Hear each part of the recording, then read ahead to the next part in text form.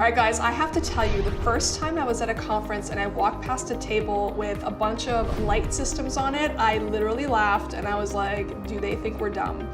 But I have learned my lesson and learned to be more open-minded, because light has now been proven to help with so many things like wrinkles, acne, and even pain. So we actually brought on the LightStim family because I was given a bunch of the products to take home and try on myself.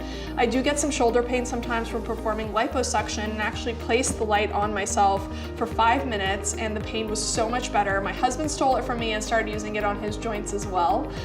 We've been using LightStim in the office as a treatment with a large panel after we do photofacials or microneedling or any sort of facial treatments, in order to help calm and to help further with wrinkles or acne or whatever it is the treatment that we did was for. So we brought on LightStim products for you to be able to do this at home on your own time in between treatments. We do have a set for acne and we do have a set for wrinkles as well. The acne is going to be more of a bluish light and the wrinkles are more of a reddish light.